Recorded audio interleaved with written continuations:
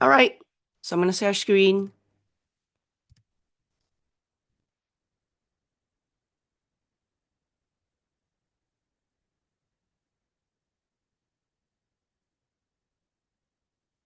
Okay, good morning. Let's start, guys. All right, now, so today, what we're going to cover is we're going to cover our revision for chapter 1 and 2, your Form 5. Are you ready? Okay, which is for your exam. Of course, we're going to go through is a very simple, short notes. It's not in actual very detail, but at the same time, it actually includes all the important points that you need lah. Okay, so of course, through here, guys, you need to understand that. Okay, what we're gonna go through is after we've completed our topics, we're gonna practice our latihan. And of course, we also have objective, structure, and essay. Um, whether we can finish in class or not, there's another question lah. Okay, depending on how fast we can go and how much you can understand. Okay, now I don't want to go too fast, but at the same time you don't understand, you don't ask questions. You all have to ask questions. Understand? Okay. Now, so under this case, let's go through, guys. Let's move on into our SPM peperiksaan format. You're already Form 5. You're already SPM this year. Okay, so what you need to have is in your exam, you're going to have first, your exam will be 40 marks. Sorry, you have Kertas 1 and Kertas 2. All right. Kertas 1 will be our objective question. Can you see here? Objective question. And it will be 40 question and 40 marks each. Meaning each of it is 1 mark, in total 40 marks. And it will take 1 hour to complete. When is the XPM, guys? Later on, they will announce lah. Currently is set to be on end of October or November lah. All right. But sure is this year end lah. Complete SPM. All right. So December. Yeah, I know December sure. But at first you all got the lisan, all those, it should be starting earlier than December. December is to complete the whole thing. Yeah, December is to complete the whole thing. Now, guys, so under this case, Kertas 1. At least you all know, this year end complete the whole SPM. Bagus. All right, so you all have to prepare earlier. KPM say finish all exam before 24th December. Yeah, yeah. Because have to be by this year end lah. Okay, because next year they're gonna start on January. They're gonna start the new syllabus already. The new syllabus means no longer what February start school, no longer March start school. No such thing already lah. It's January. Okay, back to normal life lah. No need stress, guys. At least, you can think positively. There is a positive effect for you. At least you can start your college. You can start your uni. You can start your next studies earlier. You do not need to like wait until, uh, you know, everyone have a. Everyone is the same. A day got 24 hours. So take advantage lah.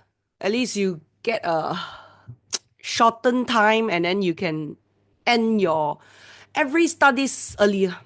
Okay, think positively. Okay, positive is very important in your life. Okay, now, so after we're done with Kertas 1, right, 1 hour, right, complete already, right, what you need to do is you need to go to Kertas 2 lor. Kertas 2 is actually structure and essay lah. Ujian, structure and essay. Okay, so bagian A, for Kertas 2, you have bagian A and B. Guys, you already know lah ha. Bagian A, 4 compulsory structure question. And each of it is 10 marks. Each is 10 marks, correct?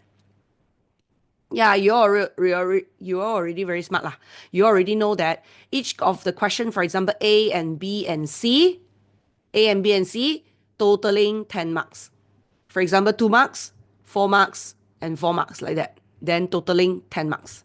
And in total, you have 4 questions of ABC. 4 questions of ABC.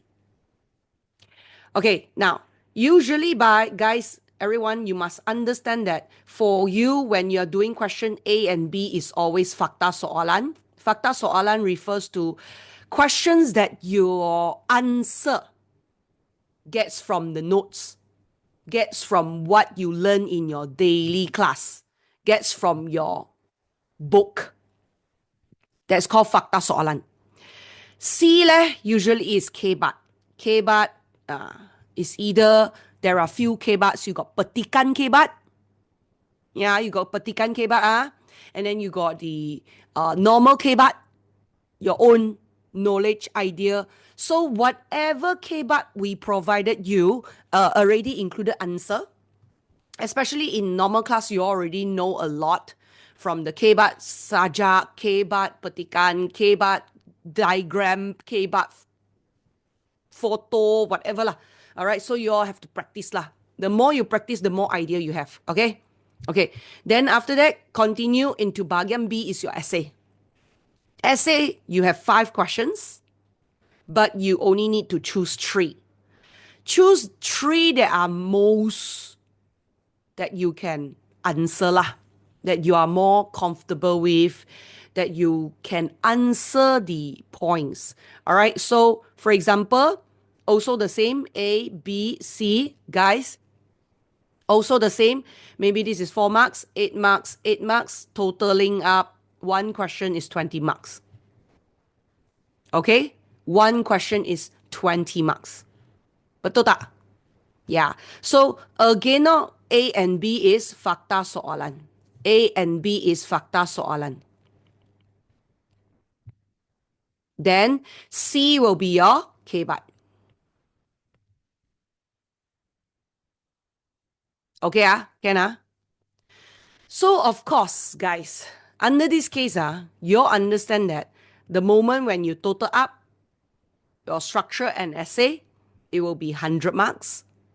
So 100 marks plus the 40 marks is 140 marks, correct? 140 marks, then you put purata. 100%. Okay, 100%. 140, 100%. 100%. Okay, so under this case, 100%. Okay, now, so what happened is that, of course, later we're going to practice how to fakta soalan, how to K-bat soalan lah. All right, now, we're going to go through into our chapter 1 and 2 first. Today, we're going to cover 2 chapters. Okay, refresh your memory. If there are still any questions, please ask. Don't keep quiet. Okay, now, chapter 1, you all should remember. Chapter 1 is talking about your sovereignty, guys. Kedaulatan. Kedaulatan refers to your sovereignty. Sovereignty refers to your power and authority. Correct? So in chapter 1, it's just to explain to you what's the concept, what's the meaning, and then what characteristic does a sovereign country has. What's the importance of having a sovereign country? And what's the steps taken to defend our sovereignty? That's the 4 topics you need to learn. It's very simple. The only difficult part is memorization lah. You know lah. Okay. Then after that, chapter 2 will talk about, finally, as a sovereign country, you have a supreme law. Guys, perlembagaan refers to supreme law of the country. Supreme law means is the high law of the country, the law before the country. You understand? Meaning, whatever that we people, our country, our government do must be according to this supreme law. Our federal constitution. We call this as federal constitution. Perlembagaan persekutuan. Persekutuan is federation lah. Perlembagaan is constitution lah. Okay? So, first you need to know the background. How this federal constitution will form. Then, after that, the background of the constitution means its introduction, what is federal constitution, and then the historical, how it will form, and then the characteristic of a constitution, you have traditional and modern. In our country, it's not entirely modern. We are traditional and modern, and then we have to know that, oh, what is the traditional lah, or what is the modern lah, you know? Okay? So of course, in exam, you have to spell correctly. Don't suddenly like me spell wrongly English name. Okay, then after that, the last one is, what are the amendments? Pindaan refers to amendments. Amendments that you need to do when time progresses. You know, constitution cannot be, cannot be, cannot be that you created the constitution in 1948. Then it used until the future, until 2025 now. Cannot one, you have to have an amendment, upgrade to be relevant to today's needs. So that's why they have an amendment in 1963 when Malaysia were formed, and then in 1965 when Singapore break up, that type lah. Okay, so under this case, let's go into our chapter 1. We're gonna go through fast. If you have any question, please ask. Don't keep quiet. Okay? Now, everyone got your notes. Remember to go to the website there and download. If, for example, you want to view back the recordings, it's in the website, YouTube, whatever lah. Okay? Can remember to ask when there are questions. Okay, now, so first of all, okay, what is the concept kedaulatan? Guys, I already say sovereignty in general term, guys, I already say in general term, sovereignty refers to secara umum. Kedaulatan refers to what? Kekuasaan tertinggi. 1. Sebagai kewibawaan sesebuah negara yang bebas. 2. And 3, mempunyai hak untuk melaksanakan pemerintahan dan pentadbiran negara. 3. So you can see that first they have the power. Second, they have the authority. Third, they have the rights. Can you see? That is the meanings of sovereignty. That's all. Very simple. Kekuasaan tertinggi, kewibawaan negara yang bebas, hak melaksanakan pemerintahan dan pentadbiran. That's all. You memorize these 3, you go to exam, you write in when they ask you in general term, what is the meaning of kedaulatan. Unless they specifically ask you, I want the maksud kedaulatan under bahasa. Then under bahasa is different, Under, for example, Yunani, it's called superaenas. Yeah, it's called superaenas lah. Yeah. Alright. Superaenas, you may say that, teacher, why so that? Yeah, like superaenas. Okay, because for them, they think that long time ago, all this they claim that, okay, if you have the absolute power, you see, number 2, it means agung tertinggi, supreme, highest. When you have the highest power, you have the highest authority, you have the highest rights, you can do whatever you want, right? When you do whatever you want, right, sometimes the moment when you do whatever you want, you don't follow the rules, people will call you like asshole, like that. So, of course, in Greek word, they call you superaenas lah. In Greek word, they call it superaenas lah. They don't call so rough word, asshole. No. It's superaenas. Okay, so first, you can call it kedaulatan ialah superaenas number 1, agung atau tertinggi, bermaksud, and third, merujuk kepada negara yang bebas dan merdeka. So simple as that. In English, instead, it is called the sovereignty, like just now I mentioned, which is sovereignty here, meaning the absolute power, okay, towards our government. That's all. Simple as that. Third of all, in Arab, it is called the daulah.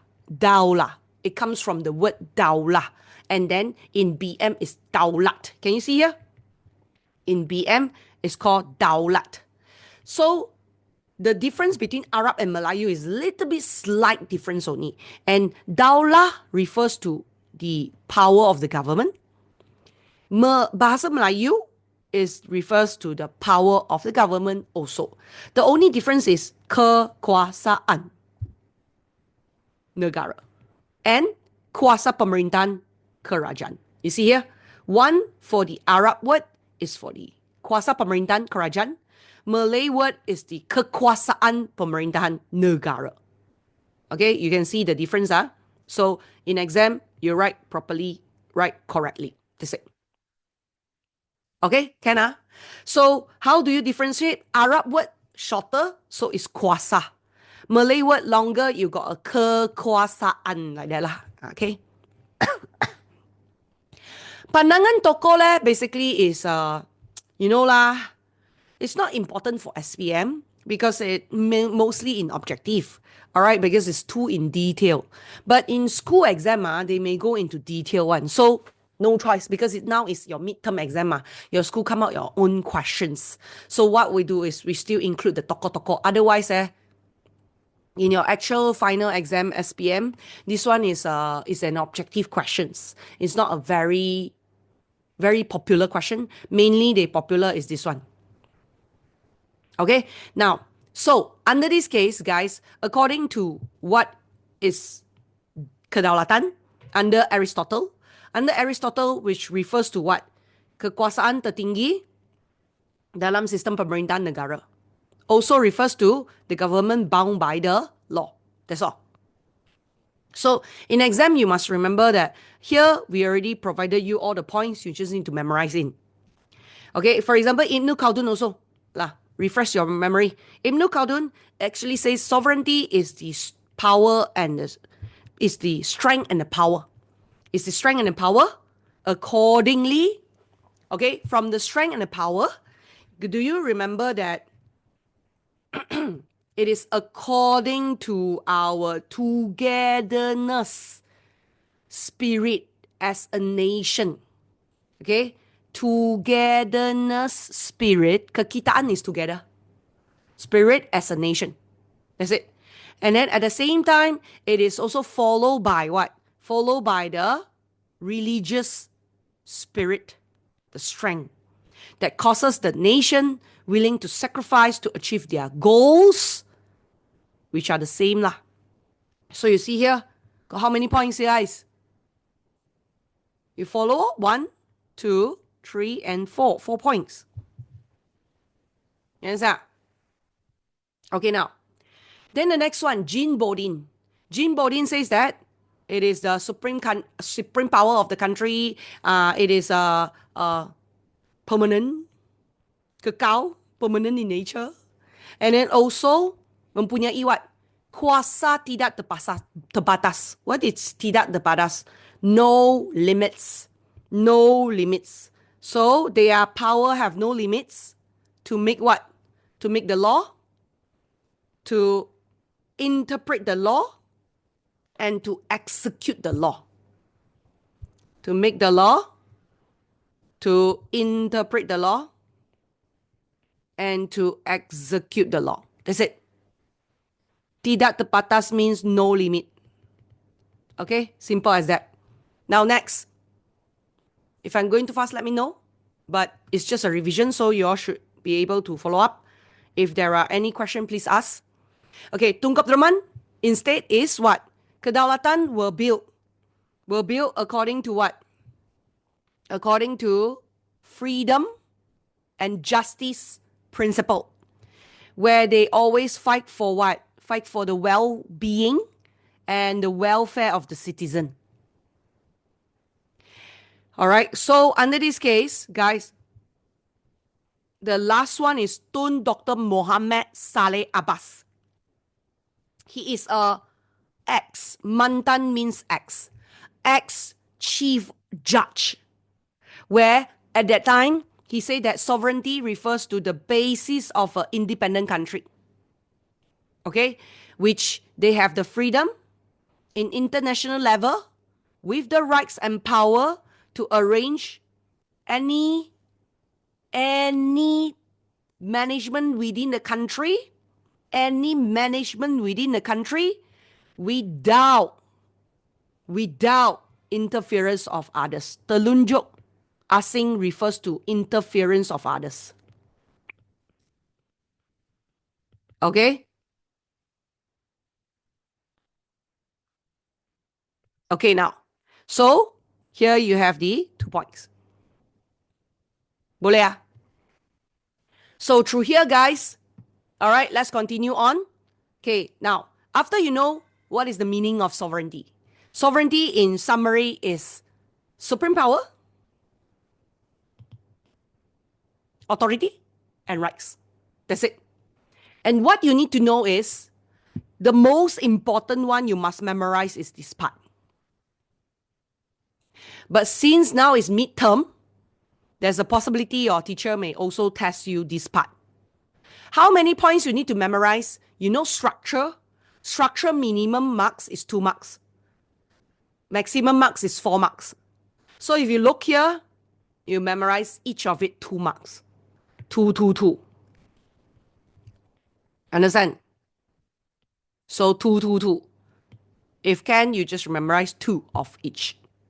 You may say, oh, wow, teacher, it's like everything. Yeah, because it's midterm. What also possible? Okay, now, then the next one, guys, we're going to continue into the next one, which is the type of kedaulatan. Bentuk or jenis kedaulatan. Okay, now. Bentuk or jenis kedaulatan here says that, all right, what are the types of sovereignty we have? We have traditional, modern. We have 4, guys. We have 4. You don't need to think about it. You already know one. There are 4. Okay, traditional, modern, and then we have undang-undang, and we have antarabangsa, international. Correct? Okay. Traditional refers to, it means is a government system with absolute power to control all management of the country. Okay, sistem pemerintahan berkuasa mutlak. Berkuasa mutlak is absolute power to control the whole management of the country. Okay, and of course, in this case, guys, according to our sovereignty, you already know that it is a sistem pemerintahan berkuasa mutlak. Okay, which is, you can split into 2. All right, menguasai segala urusan negara. And according to our country, okay, according to our country sovereignty, okay, is according to our king. Our king. Where the power and authority is with the king. So, kekuasaan dan kewibawaan pada raja. Where the raja will have the highest power, and their position and sovereignty will be strengthened with the loyalty of the citizen. Okay? This traditional sovereignty started since when? It started since tamadun awal. Okay? It started since tamadun awal manusia already started.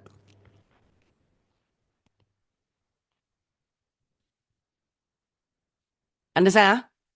Okay, traditional one since last time already.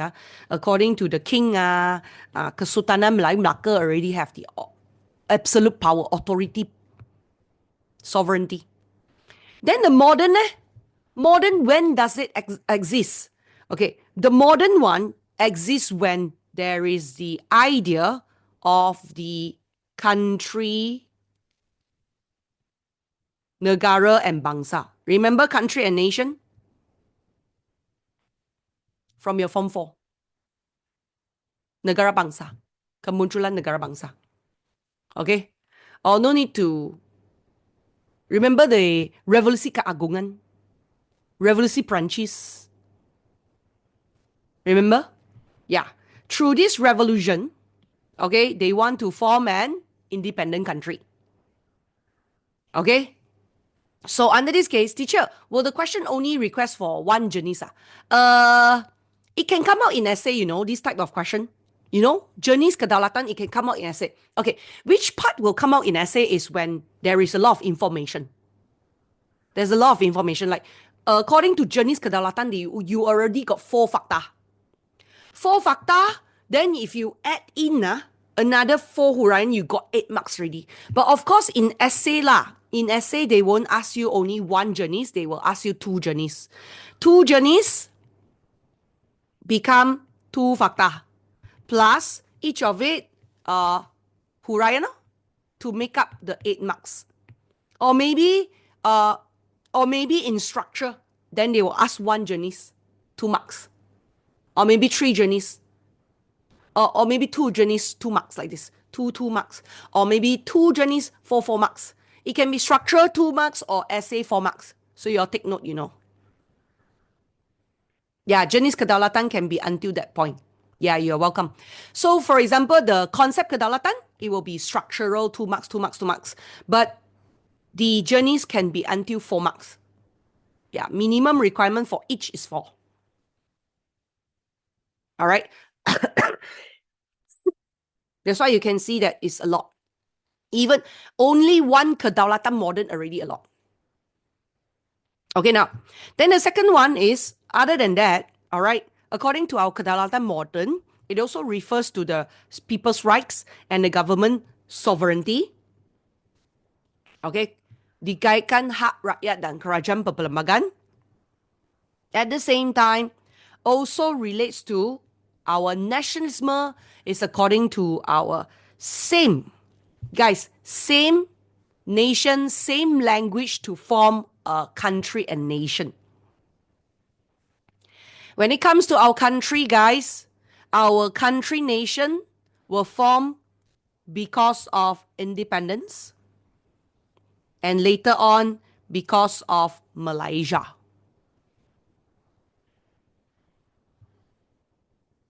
Okay? Not done yet. Not done yet. Through here, you understand that here got how many points? From the country nation idea, revolusi keagungan, revolusi Perancis, to the people's rights and government constitution, to the persamaan rumpun bangsa dan bahasa,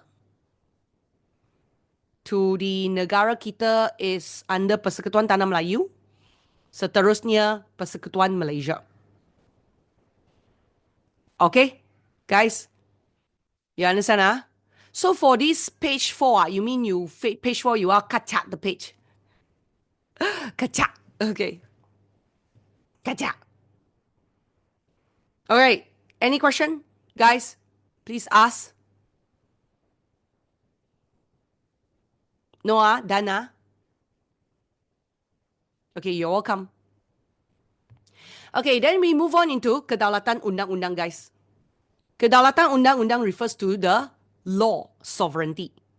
Law sovereignty refers to what, guys? Law sovereignty refers to the government and the people are bound by the law and have to obey.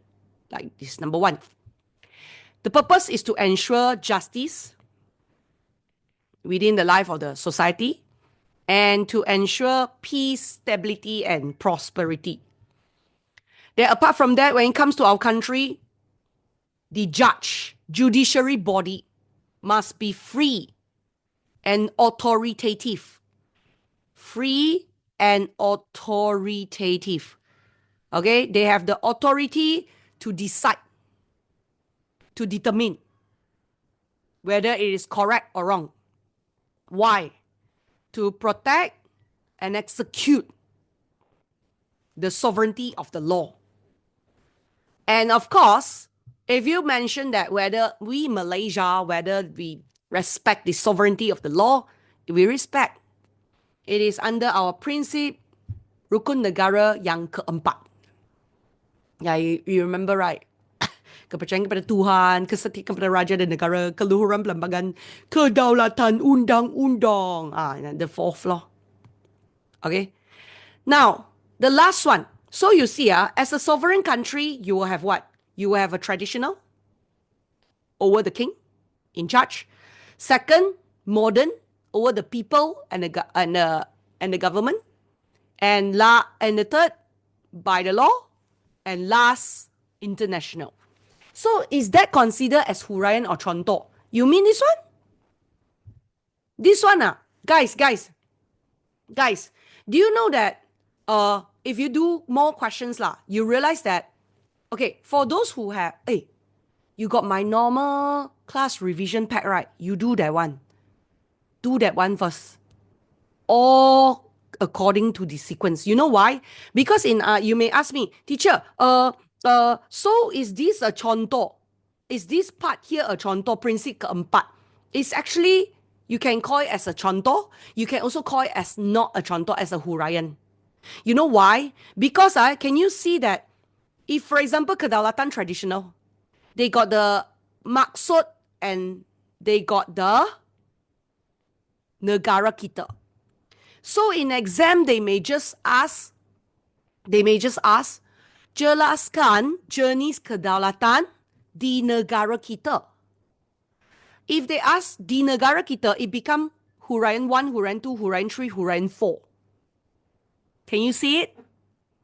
If it comes to kedaulatan modern, negara kita will be where? Will be bottom here, negara kita. Negara kita hasil gabungan Persekutuan Tanah Melayu 1957. Seterusnya, kedaulatan di negara kita oleh negara bangsa, kedaulatan moden, disebabkan hasil penggabungan Persekutuan Malaysia 1963. 2 points. Then when it comes to kedaulatan undang-undang, negara kita is what? Is that Badan Kehakiman Bebas dan Berwibawa diwujudkan. Badan tersebut bertujuan memelihara dan melaksanakan kedaulatan undang-undang. Selain itu, kedaulatan undang-undang juga menjadi prinsip keempat dalam kedaulatan negara, dalam rukun negara. You see? So it depends on. If they ask you about the huraians like general, it can be a contoh negara kita terdapat di prinsip keempat rukun negara. You understand? Yeah, okay, you're welcome. I know I'm very naggy, okay, but I need you all to understand. Okay, now, so next is we have the international sovereignty. International sovereignty refers to our so-called, first of all, international sovereignty means we get recognition from international, recognition from international, especially United Nations, guys. PBB refers to United Nation. But of course, in exam, you can just write PBB lah. Okay? We get recognition from United Nation towards a country that we will not be interfere. Alright? We will not be interfered by others. Tidak dicabuli means they won't interfere. Won't interfere by others. Sorry, my writing a little bit ugly. You all need to know is interfere, okay? Now, tidak boleh dicabuli.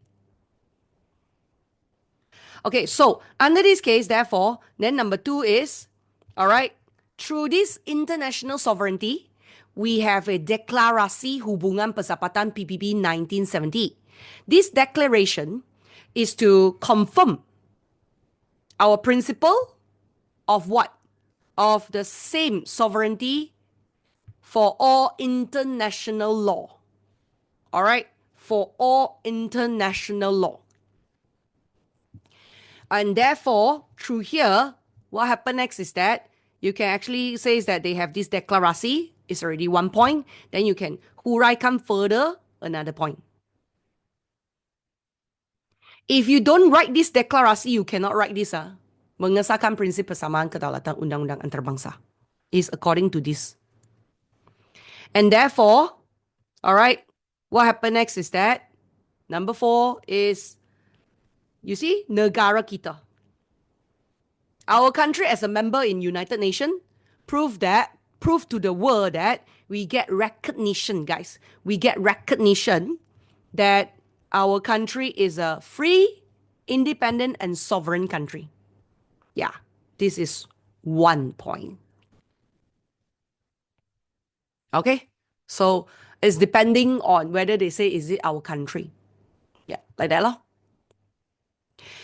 Okay, now, so let's go into the next one. Ciri negara yang berdaulat. What's the characteristic of a independent sovereign country, guys? We have to be fast, oh. Times is clocking. Okay, we have chapter 2 some more. Okay, the first one is, guys, how many characteristic? We have two. We have four, sorry, four. Okay, ciri yang negara yang berdaulat is, first we have Raja Perbelambangan. Second, we have, wait, not here. This is the maksud. Okay, we have four ciri, guys. Okay, before I start, what are the four ciris? Okay, we have government, we have borderline, we have legislation, we have citizen. As a sovereign country, we have four characteristics. Okay, the government there, guys, you all know that according to our country our country are ruled by the king with people. So, guys, look, this first here is to explain to you, according to Malaysia Malaysia is a country that is ruled by the king following constitution and people's government, democracy berparlimen. So, what is the meaning of Raja Perbelambangan? What is the meaning of democracy berparlimen? Raja Perbelambangan is a king's government system according to federal constitution. Okay, according to federal constitution. This is the maksud. And there are three king's institution. According to federation, the king, the highest one, federation, is called Yang di-Pertuan Agong. According to states, we have institusi beraja, meaning we have kings in each state. Accordingly, how many kings are there? We have approximately 9 kings, and the rest are ketua negeri. Which is they don't have king, but they have state minister lah. So then they will have king's council. So we have 3 king's institution. 3 king's institution. Yes, what is it? Does Perlembagaan Persekutuan have to be capitalized?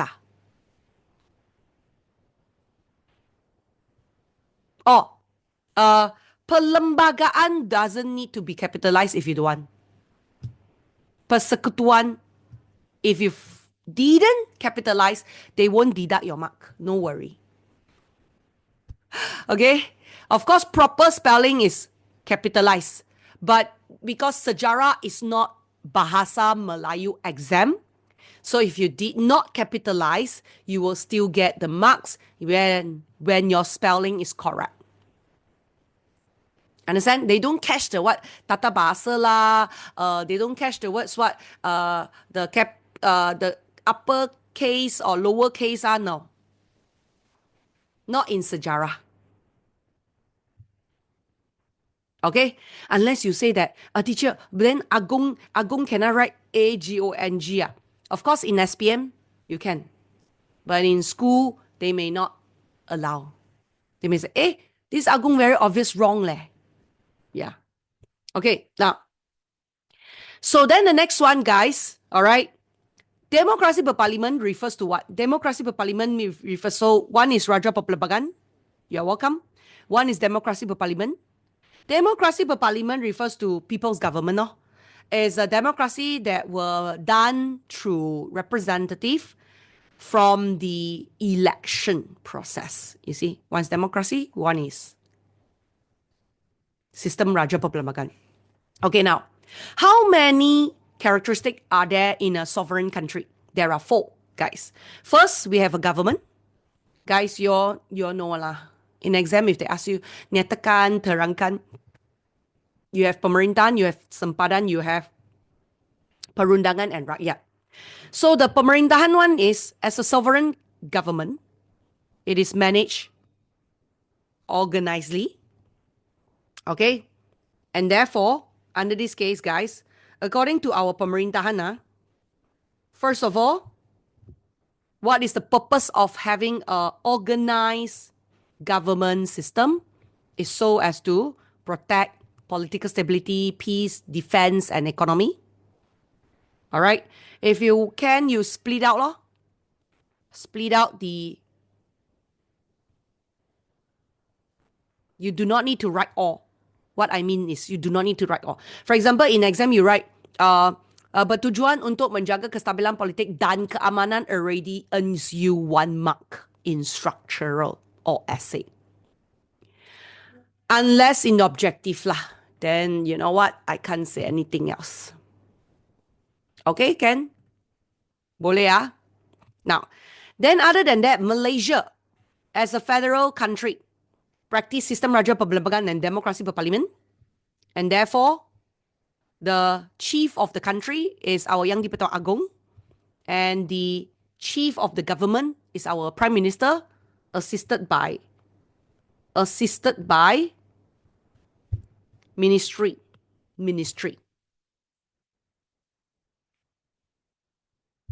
All right, now next. Then we have sempadan, borderline. Guys, borderline. Everyone okay, right? Or everyone okay already? Then I finished the borderline one. Very fast.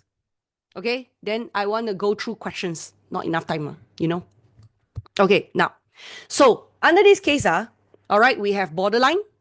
Okay, which borderline divides between country and states, where Malaysia share our land,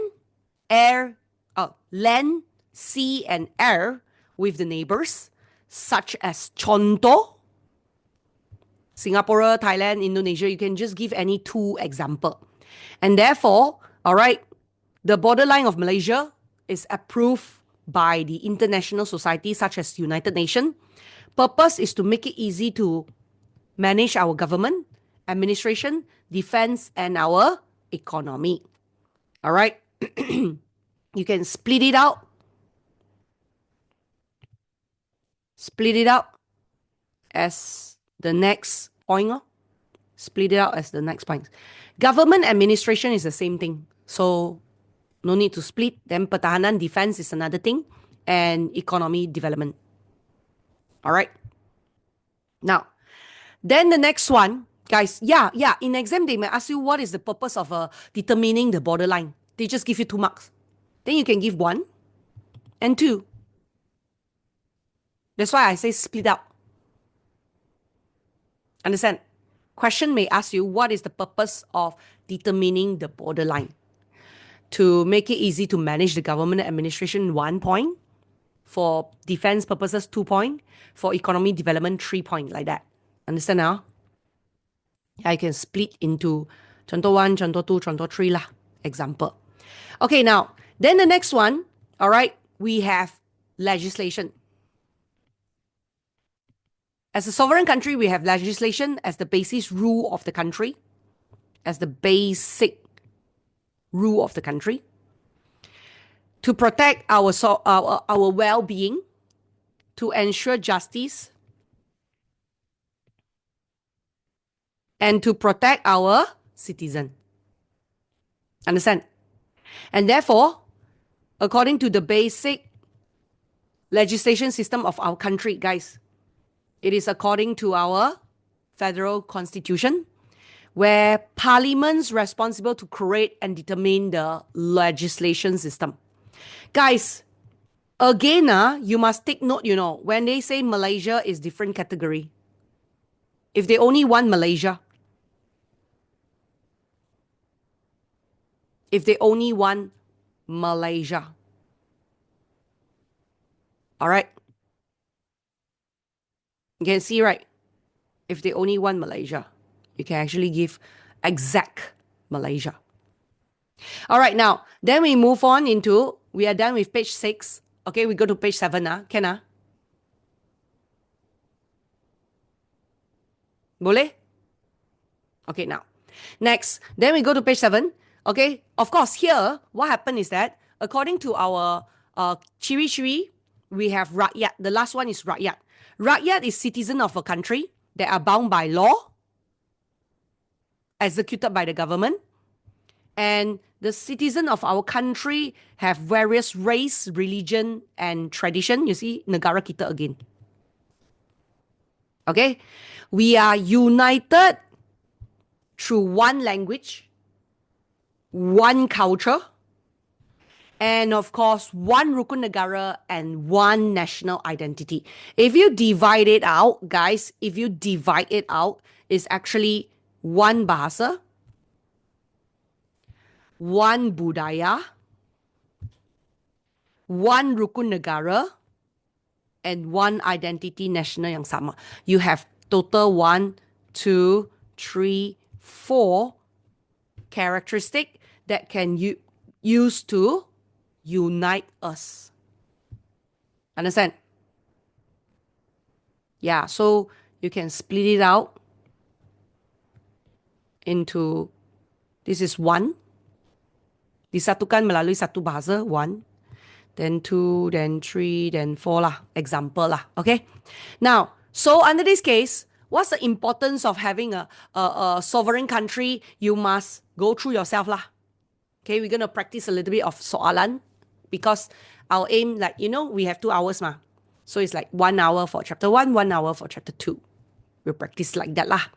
Okay, so if you have any questions you want to ask, you ask. So, for example, I go through very fast 1.3 and 1.4 just to summarize a little bit because 1.3 and 1.4 is all about a little bit common sense lah. Okay, you can understand one. Okay, so as a sovereign country, guys, what's the importance of having a sovereign country is we have how many characters, how many importance? 4 again. 4. Kepentingan. Under our first one is politic, our government administration are effective when we have a sovereign country. Our economy can be prosper when we have a sovereign country. Our society can have a better life when we are sovereign. And last, our foreign relationship are excellent when we are sovereign. Why excellent? Because we are able to decide our relationship ourselves. So each one of it already highlighted for you, 1 point, 2 point, 3 point, 4 point, like that. So you memorize and understand that it can come out in structure or essay because of the length of the answer. Yeah, 4 fakta mah. And you see so many huraians. So each of it, you must at least memorize 2. 2. Yeah, memorize 2. Memorize 2. Faham ah? Or you can accordingly, guys, you see, my notes here is question answer. Do you realize that? My notes here is question answer. Sorry, I forgot to tell you all. It is very important for you to see here. It actually already guide you. Nyatakan kepentingan mewujudkan negara berdaulat. Importance of having a sovereign country. Then, if they ask you nyatakan, you just need to nyatakan the 4 fakta. The 4 fakta. If they ask you jelaskan, at least each, you 2 marks, 2 marks, 2 marks lah. Totaling 8 marks. So you give the 2 huraian. Memorize 2 of each, whichever you think is easiest for you to memorize. But then, for hubungan luar, you can see the answer so long, right? There's another question they may ask you. What is the benefit of having a relationship with other countries? The benefit is, as a sovereign country lah, you got 1, you got 2, you got 3, you got 4, you got 5, you see? Usually this one is 4 marks. Okay? Now, then langkah, how do you defend our sovereignty? How do you defend? Langkah, ayo, you got 4 also. 4 fakta. And then the rest is huraian. And the 4 fakta is divided into pemerintah and rakyat, You have to take note, They may ask you, langkah pemerintah. And then they want the kestabilan politik dan kemakmuran ekonomi. Then they want the pemerintah or rakyat, or both. Or both. Yeah, can be 2 marks question for each. Can we answer using general knowledge? If it's according to fakta soalan, A and B, sorry, cannot. You have to according to points here. You do not need to exact mengelakkan rasuah dalam pentadbiran. You can say mengelakkan rasuah dalam pemerintahan also can. But the thing is, you cannot create your own other idea other than here. If it's not A and B. That's why when I introduce you the soalan, right? A and B is fakta soalan, C is kebat.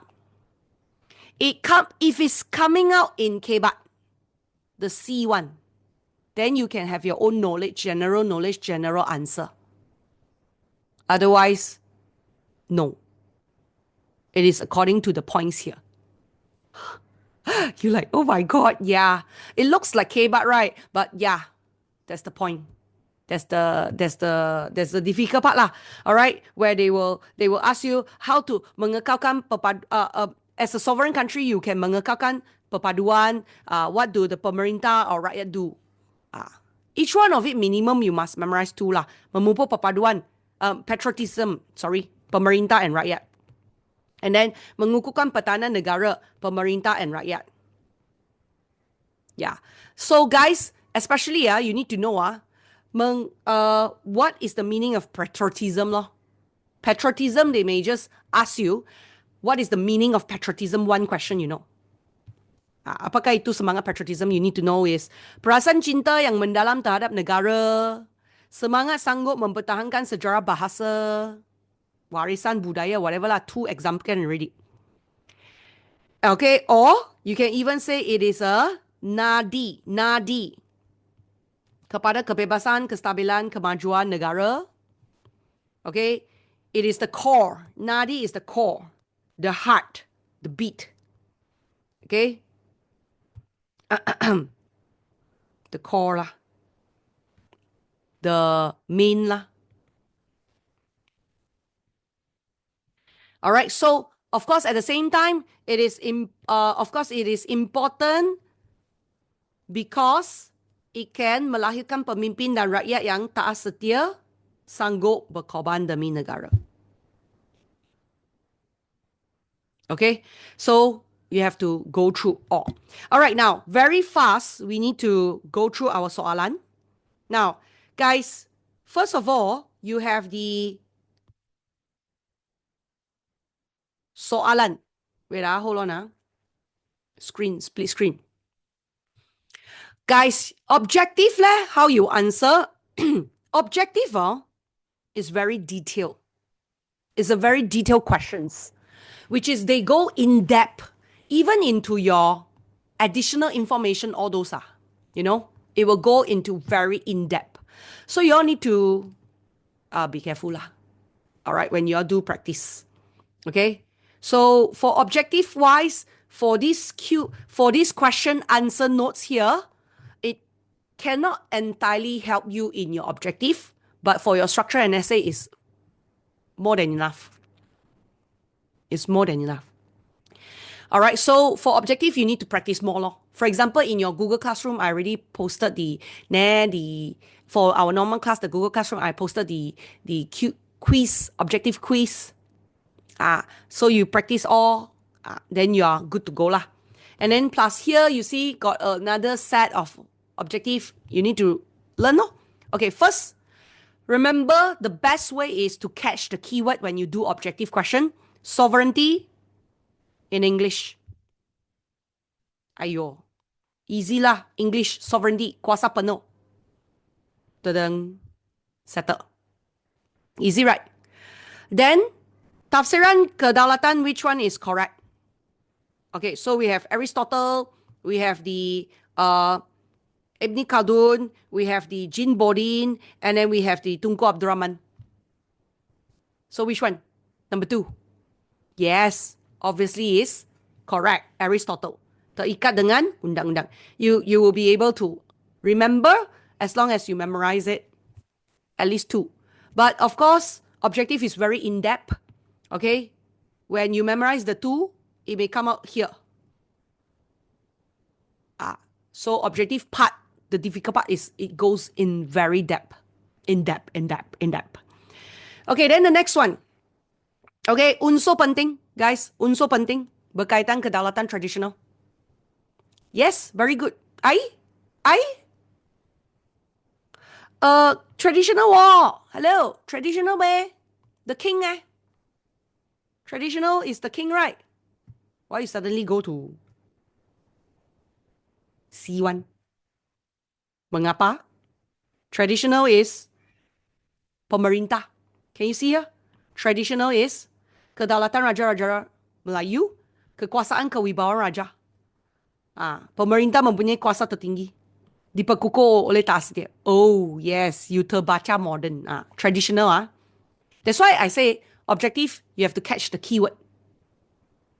And the best is you bring highlighter also can, or you bring a ruler and a pen, you underline what they want. Okay? So, of course, the best is highlighter lah. Okay, if your teacher allow lah.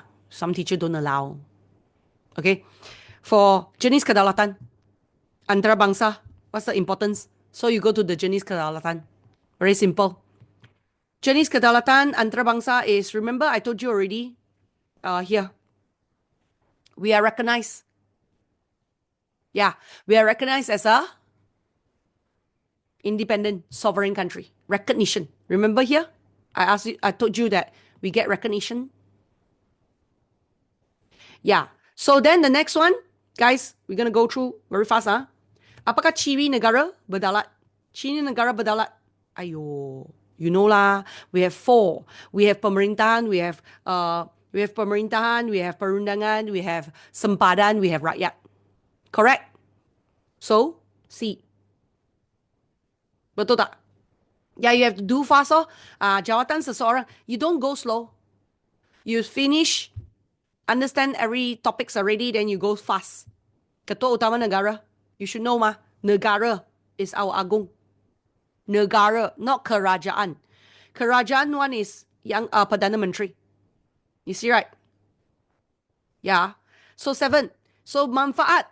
What's the benefit of determining our borderline? You should know already.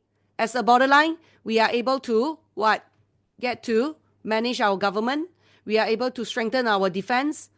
You see, I told you already. First, pemerintahan pentadbiran. Second, pertahanan. Third is pembangunan ekonomi. Correct? Yeah, so this is how you actually do it. The more you do it, the more you practice for objective is the best. Objective is just practice and practice. Because objective, objective is too in-depth. The problem with objective is too in-depth.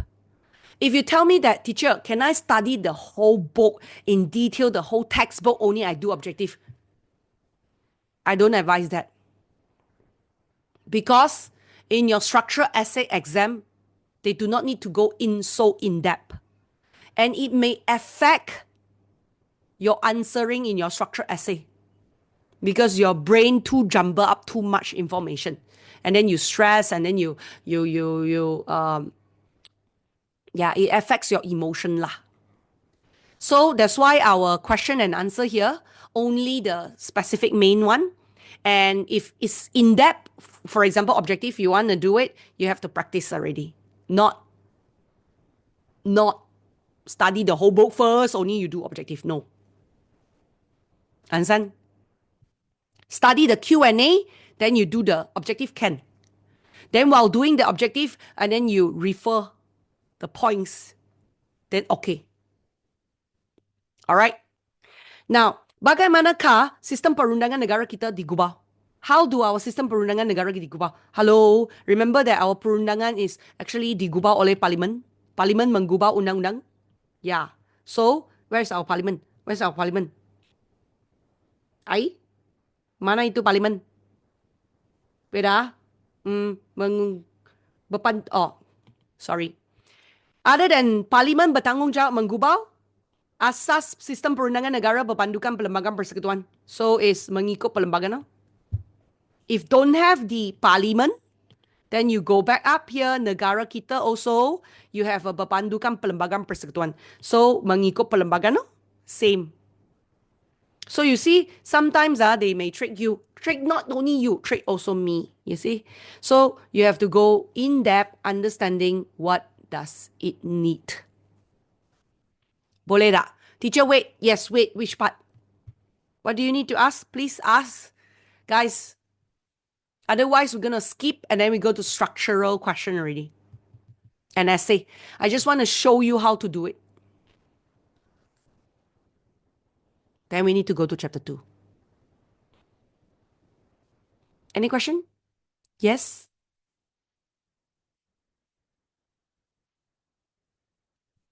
You asked me to wait, which part? Done already, ah? Naveen?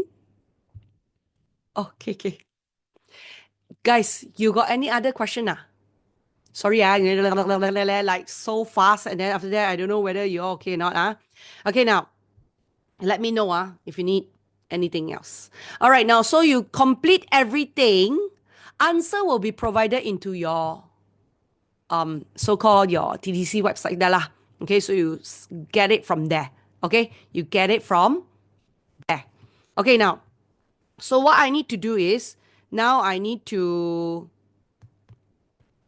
direct discuss with you the answering technique of the soalan structure. Okay, bahagian B and C the only difference is bahagian B is structure, guys. Everybody turn to page 22. Page 22, Okay, now, so when you go to bahagian B and bahagian C, the only difference is structure and essay. That's all. One is shorter, one is longer. Answering technique, similar. Okay, so what happened is that, guys, okay, honestly speaking lah, all right, remember that your question 1, A, B, C, for structure essay also, A and B is always mostly fakta, C is mostly KBAT type. But sometimes KBAT, you can get answer from fakta also. Okay? But understanding that, guys, how you form your sentence is very important. For structure question, there's a possibility that your teacher wants you to write, because now it's midterm only, not year end. So your teacher may want you to write one sentence, one answer, one full stop. So then you follow. Whatever your teacher style is, you follow your teacher style. But in SPM, you can just follow the SPM style lah. Okay? Now, so follow SPM means you do not need to one sentence, one answer, one full stop. You can just comma serta. Like sebagai kekuasaan tertinggi, comma, sebagai kewibawaan, serta mempunyai hak, like that, okay, for SPM. But in school, you still need to see your class teacher what they want. Even in SPM structure no need to opening paragraph one. As in, no need to write the soalan out. No need to copy the soalan like, tarif kedaulatan mengikut bahasa Yunani ialah. So it is depending on your teacher. My class teacher say must have sentence, then you have to. For example, you have to start with, tarif kedaulatan mengikut bahasa Yunani ialah super anus. Full stop. Then you can write super anus bermaksud agung atau tertinggi. Or you don't need to write agung. You just write bermaksud tertinggi can already. Bermaksud tertinggi can already. Full stop. Seterusnya or selain itu juga merujuk negara yang bebas dan merdeka. Then you get 3 marks loh. I mean 2 marks. SPM, yes. SPM you do not need to opening because it's a structure question. By right structure, no need copy back the soalan. Meaning, No need kepala soalan. Because they already have the question here. Your answer is direct under the question ma. So the examiner actually knows what you are writing for. But essay, you need. Essay, you need. Because essay, you write on a test pad. So essay is a must, even in SPM, to have the kepala soalan. You understand? So there's a reason behind why structure no need to copy the kepala soalan, but essay need to copy the kepala soalan. But you know what? Your school teacher make it a standardized structure also need. So if your school teacher says, I want you to form sentence, you need to follow. Why? Because now your school teacher is the one that give you the marks. Not me. Not the government. Understand? Okay, Now, no choice. You have to follow. Okay, now. Then the next one is apakah okay, so you start your sentence with tarif kedaulatan mengikut bahasa Yunani ialah super anus bermaksud tertinggi, selain itu juga merujuk like that you get 3 points already. Then the next one will be maksud kedaulatan mengikut tokoh berikut. Then you have to write pertama, you need to start from your sentence is what? Maksud kedaulatan mengikut tokoh Aristotle adalah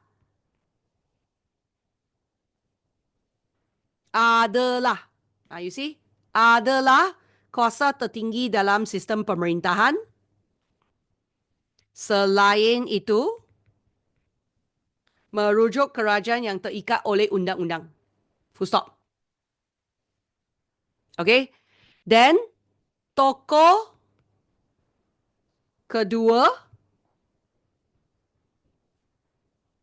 yaitu Ibnu Khaldun. You see? Yaitu Ibnu Khaldun. Ialah kekuatan dan kekuasaan sesebuah negara berasaskan semangat kekitaan bangsanya. Then, full stop. Selain itu. Guys, your teacher doesn't really catch your tata bahasa too much lah. So still okay if you want to write selain itu. Unless your unless your class teacher says, hello, I already told you all, cannot selain itu all the way, then cannot lor. If I write merujuk kerajaan yang terikat oleh undang-undang, first can mah. Can. You do not need to follow the sequence. Because the exam question never asks you to follow the sequence. It's not a process. So you can write, adalah merujuk kepada kerajaan yang terikat oleh undang-undang. Selain itu, kuasa tertinggi. You can terbalik. Understand? Okay, So, what you need to do is, you need to, okay, first, you need to have opening paragraph. Okay, opening paragraph. Okay, which is kepala soalan.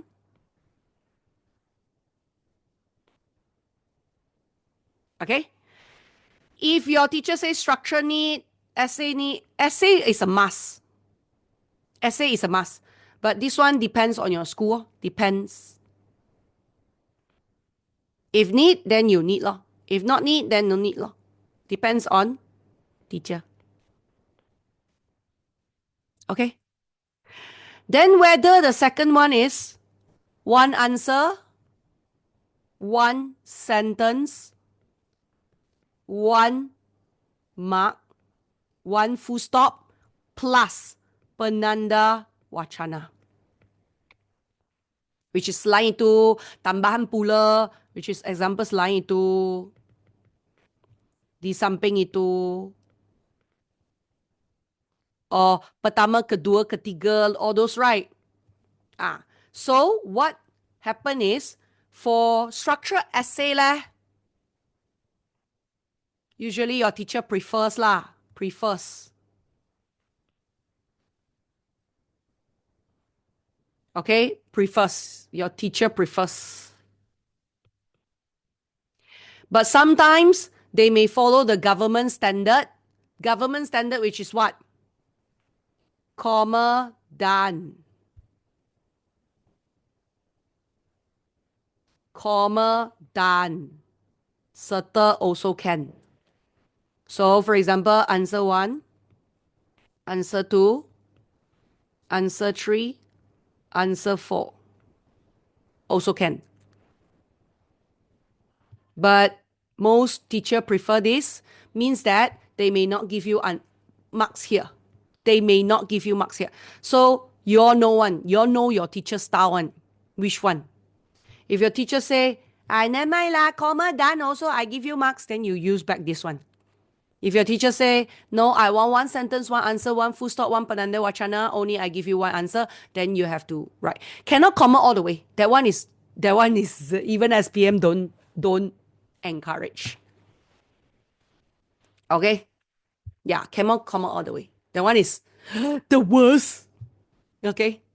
Now, so they will accept this and this, but your teacher prefer this, and some teacher even so strict that they say they only want this. If you write this, they will give you wrong, and then ayat tidak lengkap, they don't give you complete 4 marks, they only give you 1 marks. It's a pitiful marks, or maybe 0 marks worse. So you know your own teacher.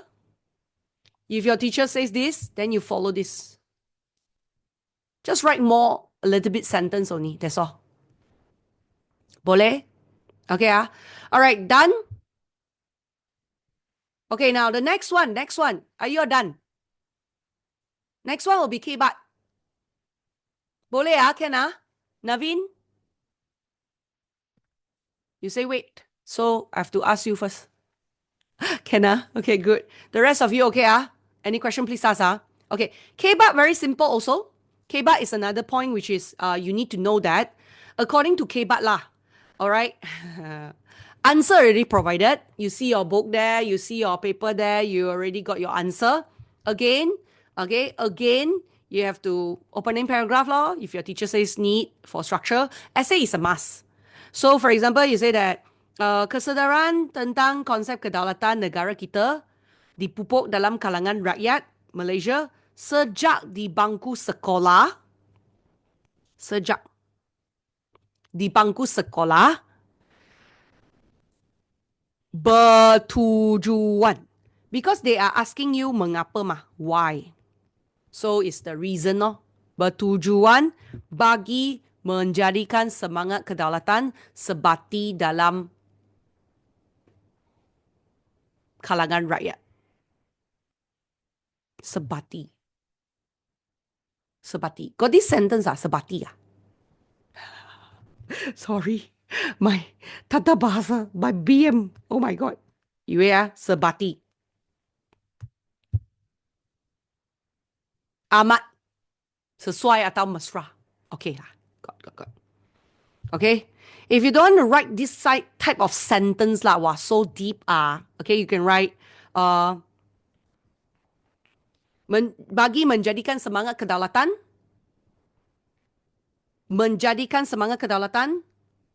dalam kalangan rakyat also can. Okay, you simplify it, it's okay one. Okay, so guys, the thing is, what I want you all to understand is K-Bat your teacher also got different style. K-Bat also got different style. For example, for structure or essay, after your opening paragraph, right, then what you need to do is, you know that some of your school teacher says that I want fakta, huraian, contoh, kesan, kesimpulan. Correct? Or inference lah. Or inference. Okay? So of course, 1 mark, 1 mark, 1 mark, 1 mark. In total, 4 of it, 4 marks. So if it's essay 8 marks, that means you times 2, fakta 2, huraian 2, contoh 2, kesan, kesimpulan, inference. But now you're last time form 4 may be very strict lah. Okay? But of course, it will also still depends on your school teacher, because in exam SPM, as long as your answer is correct, you can give all fakta. Then form sentences can already. Okay? So for K-bar structure, all right, commonly allowed is fakta. Structure is 4 marks ma. So fakta times 4. Or some teacher says, I want at least a fakta plus huraian lah, okay, plus huraian. Then it will be what? Fakta 2, huraian 2. So, fakta 2 1 mark, 1 mark, times 2, 2, become 4. 2 fakta, 2 huraian. Or some teacher, they still insist, I want fakta, huraian, contoh, kesan in your structure also. In your structure also. But guys, this one, not a very common thing already. Okay, for structure, mostly fakta huraian. If you know contoh, kesan, still okay. But if your teacher says cannot, then you no choice. But commonly acceptable, even structure or essay in your SPM, fakta already can. Okay, so that's why some of your school teacher will be saying that it's okay if you don't have fakta huraian, you can just give all fakta. Okay, if it's not fakta huraian, for example, 1 mark, 1 mark, then you have to 2 marks times 4 fakta, 4 huraian, or 8 fakta. 8 fakta, so that you get 8 marks fakta. Okay, guys, understand? Any question? Also need to see lah, if your teacher allows this fakta only, then you just put fakta. No need pattern too much. For example, why do we need to cultivate their nationalism, sovereignty spirits, so that it can become part of the citizens, part of the people. The young generation can appreciate the sovereignty since young, and then at the same time give them a deep awareness. Focus on this sovereignty through education. Example, give them history subject, all those lah. Core curriculum focus on our semangat, nasionalisme, negara bangsa, kedaulatan, all those lah. Okay, so you can actually give as per what you want. You guys, I don't care lah. Okay, but don't worry too much. You just give whatever idea you have in your brain, you just write in. And then form sentences can already. Don't think too much. As in, don't stress. Okay? Okay. We are done with our practice, understanding how to do it. And now is the time where you need to apply it according to your Q&A and then apply into your book. According to the marks, you give 2. 2 marks? 2 marks, guys. If it's 2 marks, you give how many marks? Points? Guys, if it's 2 marks, you give at least 3, 1 extra. 4 marks, you give at least 6, 2 extra. 1 or 2 extra as a backup. Okay, don't give just enough. Like 4 marks, you don't give just 4. You give 5 or 6. Like 8 marks, 8 marks, you give 9 or 10. You give extra. Don't just enough. Okay, can Boleh Now, it is time we need to go to our notes. Come back to our notes. We have to go into our chapter 2 already, guys. Bab doa. You're okay, Your brain's still moving, Okay, now, so let's go into our chapter 2. Okay, now, all right. Everybody, drink a water first. I drink water first, very fast. 30 seconds. Go toilet, 30 seconds. No need to leave the class.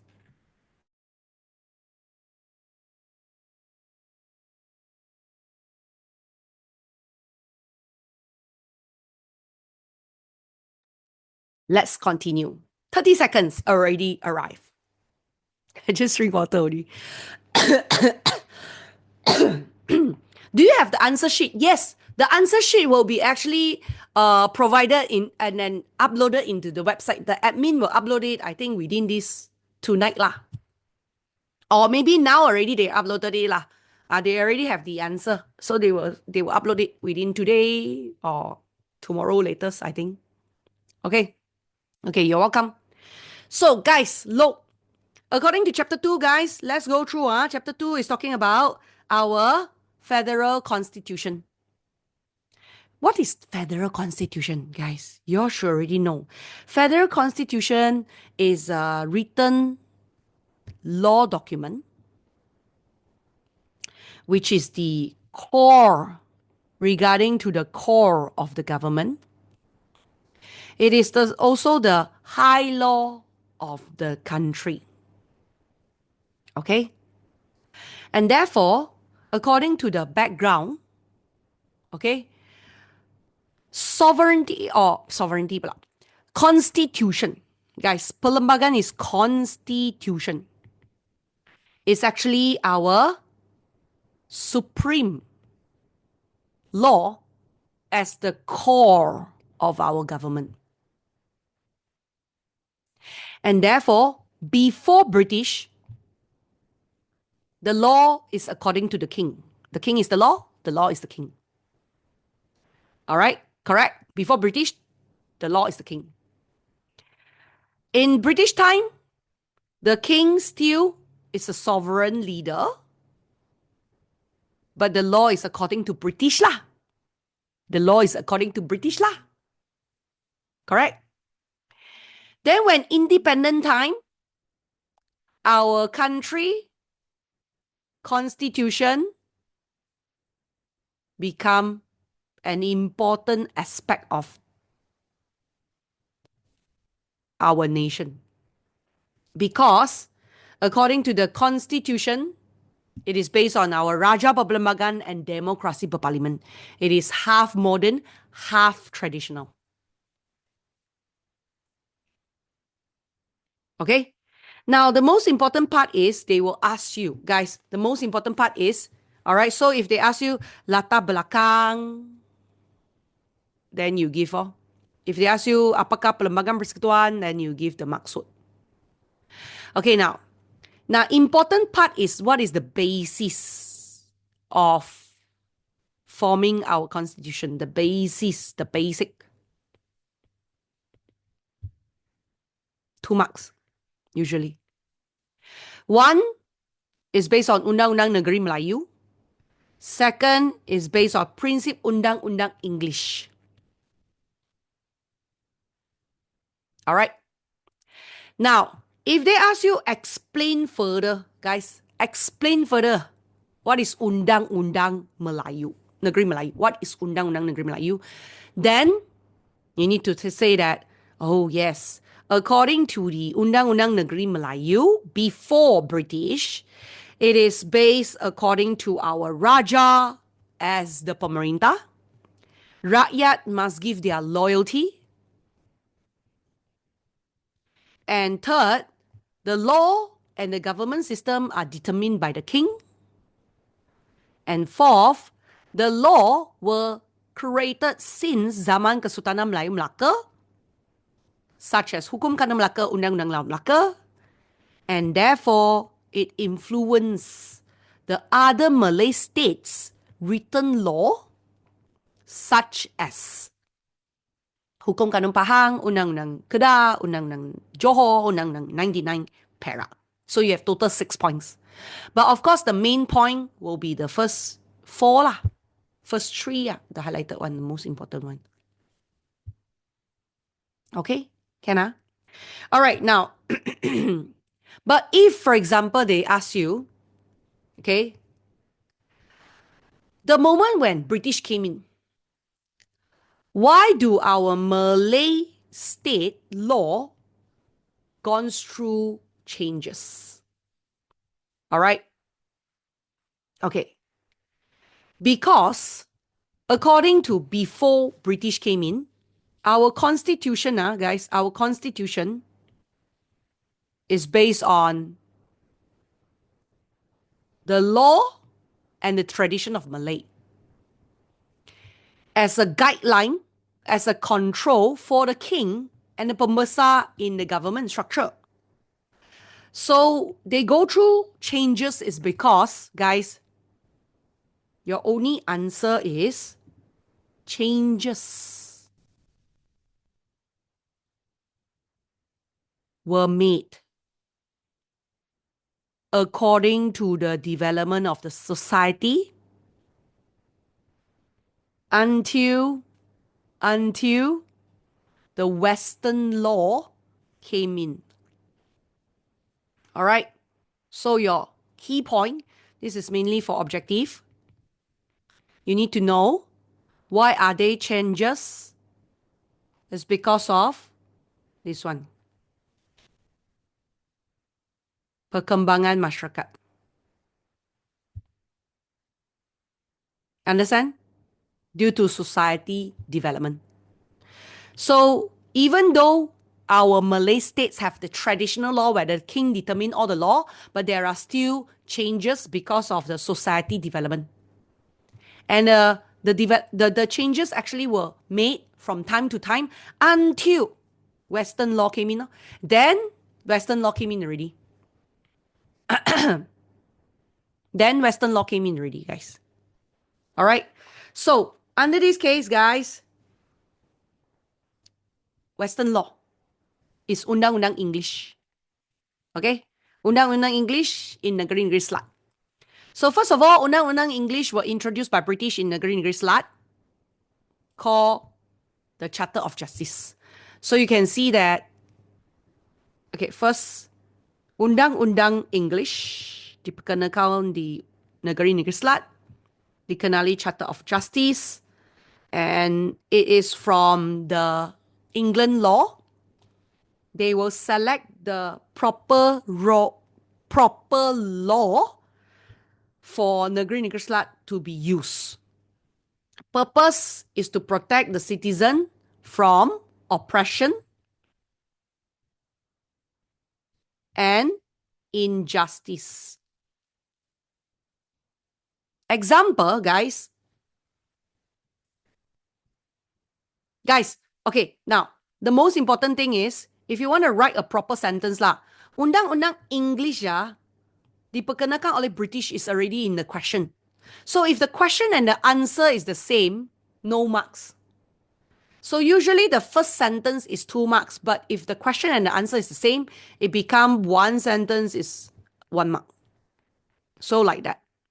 Usually the first sentence already given in exam lah, question. All right.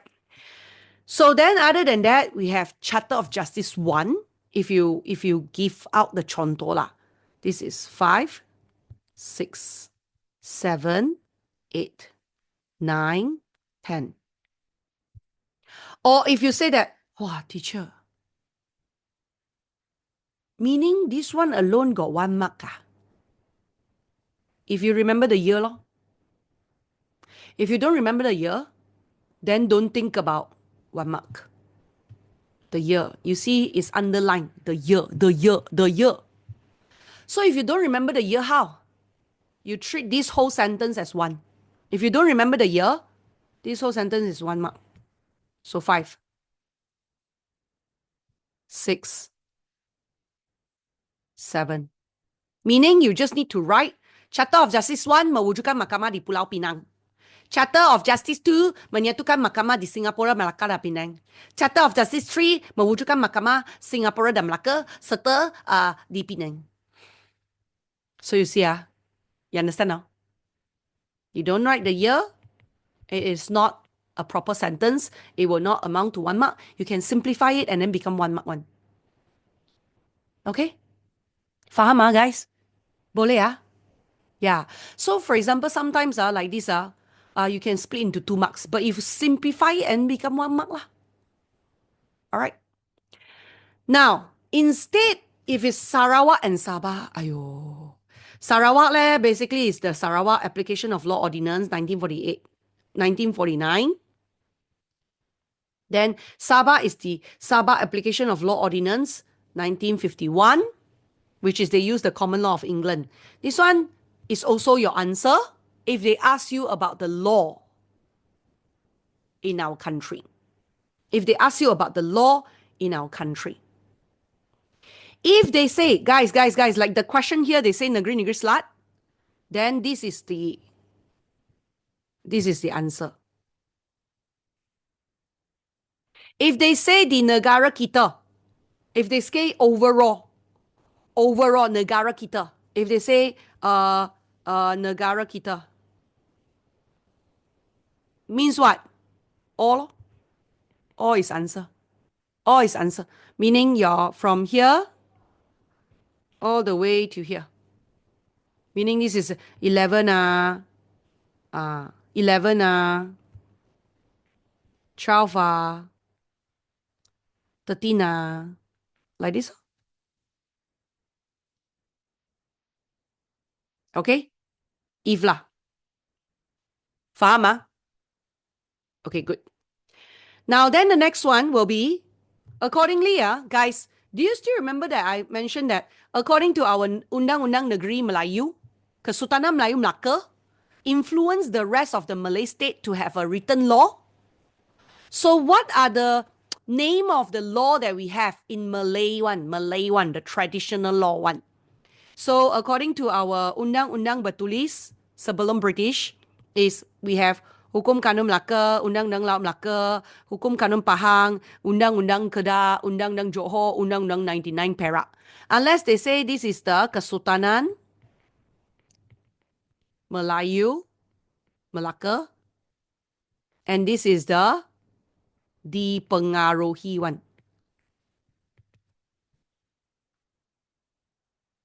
If their question says Undang-Undang Bertulis yang dipengaruhi Melaka one, then this 4 is the only answer. What I mean is that you faham So it's like according to question lah. Then the next one is Sarawak. Sarawak basically and Sabah, they also have their own law. Guys, this is this summarize of the constitution detail lah. Detail of their law. For example, Sarawak, they have the Pelembagaan Sarawak that give the power to create the law to Council Negeri, or known as Majlis Negeri. Yes, it is spelled Negeri. No Negeri. It's Negeri, okay? Negeri. Okay, so under this case, Sabah one membuat undang-undang is for Council Negeri. They have 45 member. Pengerusi is Ketua Setiausaha. Why? Ketua Setiausaha. And the administration power is at Majlis Tertinggi and Council Negeri. And Majlis Tertinggi pengerusi is governor. And then they have the member of Ketua Setiausaha, Setiausaha Kewangan, Peguam Negara. All right. So this one mostly is just 2-mark structure or objective lah. You take note lah. Yeah. 2 marks or objective. Mostly not very important. For example, you have the Sabah Majlis Undangan and Majlis Kerja ditubuhkan. And therefore, Majlis Undangan memberi kuasa kepada Gubernur mengubah undang-undang. That's it. That's all. Nothing. So this one you just go through. Mainly objective or structure. Mainly objective or structure. Show up one. Show up one. Again, which one? This one, number 7, is it? Number 7, is it? Okay. So yeah, so simple lah. The important one is the Undang-Undang English and the Undang-Undang Negeri Melayu. The Charter of Justice one is the important one. And the Undang-Undang Negeri. Yeah, this one. This one is the important one. This one is the important one. So they mostly like to ask the 2 lah. Alright. Undang-Undang Negeri Melayu and the Prinsip Undang-Undang English lah. Okay, guys, done? Can I proceed? Okay, thank you very much for your reply. Okay, now, so according to our Sejarah Penggubalan Pelembagaan Persekutuan, the historical of development, guys, we need to go through. First of all, according to our history, Badan, okay, first of all, this one is just introduction, especially for objective purposes, guys. Okay, so first of all, in our historical on developing our federal constitution is the body that creates the law is parliament, and parliament in charge of creating the law of the country, parliament in charge of amending the law. So creating is him, amending is him, to ensure that our sovereignty are uphold, create and amend. Okay, now, so accordingly, okay, this one is just scare me, I'm like, why cut off one? Next page. Okay, now, so according to the historical of creating our constitution, it started since 1877, all the way to 1957. So we start from the first one, guys. The points is, if they ask you 1877, how does the, they may ask you, mesyuarat pertama, the first ever meeting, were held in Perak. To create their federation law. So the first one is held in Perak. Did they mention Majlis Negeri Perak? No. So means this is 1 mark. They may ask you just personally like this one, and then give you 4 marks. And you need to write. Dimulai oleh Majlis Negeri Perak, dipengaruhi oleh Raja Muda Yusof. As the starting point, titik tolak is the starting point of membentuk undang-undang negara. And majlis tersebut berperanan mengubah undang-undang bagi negeri Perak. Seterusnya, majlis negeri di negeri Melayu lain mula memainkan peranan yang sama. You see? Got 5 points. Okay? Simple as that. Now, instead, they may ask you, if they ask you 1877,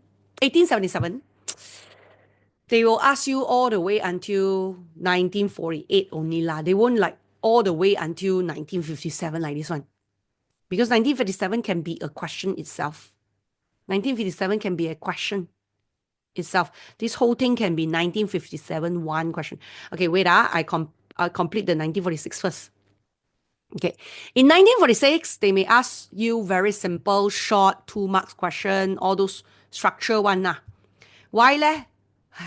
Because it actually asks you, namakan badan only. They just need to ask you namakan badan that is in charge of creating the law in negeri-negeri Selat, in negeri-negeri Melayu Bersekutu, in negeri Melayu Tidak Bersekutu. So in negeri-negeri Selat is Majlis Undangan Negeri. In negeri-negeri Melayu Bersekutu is Majlis Persekutuan, because bersekutu persekutuan mah. In negeri-negeri Melayu Tidak Bersekutu, Tidak Bersekutu is Majlis Negeri, because it's separated negeri. Negeri-negeri Selat got an undangan in the middle lah, so you only take note lor. Yeah, just like that only. So it's like 2 marks point, they just ask you explain or whatever lah, Yeah. Okay, now. How to 2 marks 1, 2 Yeah, 1, 2 lah. They ask for 1946 1, 2 lah. Or 1, 2, 3. Extra marks.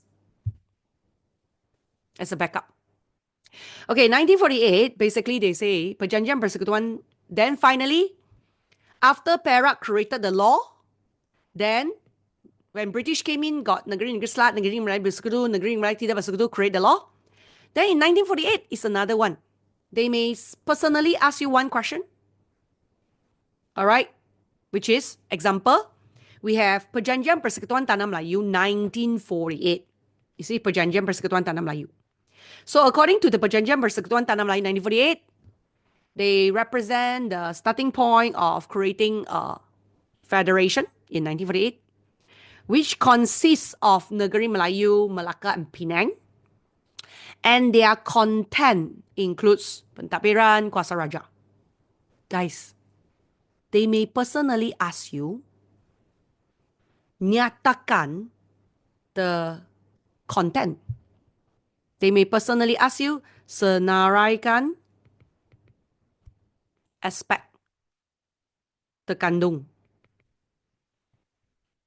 dalam perjanjian persekutuan Tanah Melayu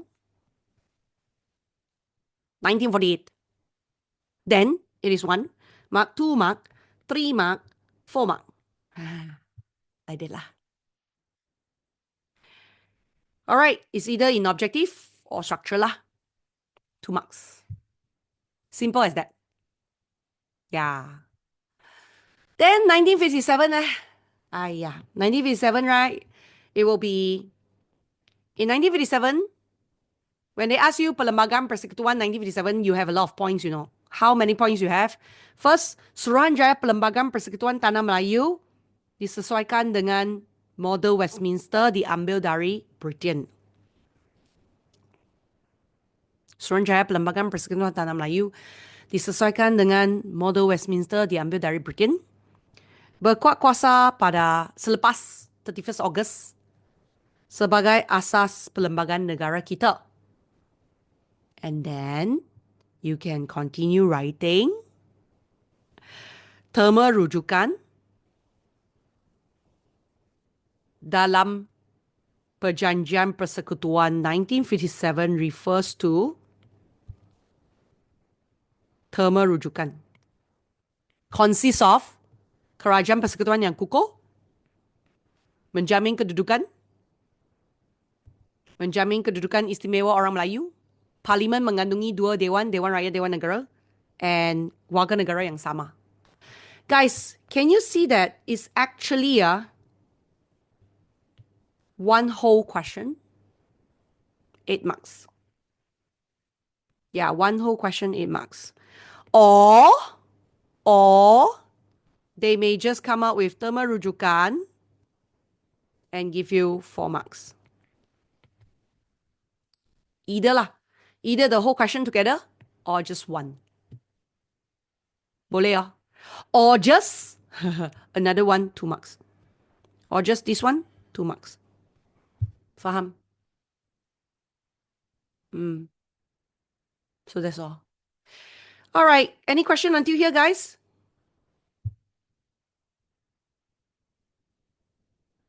No? Okay, can? Next will be our 2.3. Chiri. Guys, chiri. If need to explain further whatever, you let me know. So what is the characteristic of a federal constitution? There are 2 characteristics, guys. There are 2. Okay, one is modern, one is traditional. Now, why traditional? Why modern? You know one. In objective, they will ask you one. You know? In objective, they like to ask why traditional? Why modern? Why is there 2 characteristic? Because traditional refers to kestabilan. Modern refers to kemajuan. Teacher, what about essay? Essay everything law.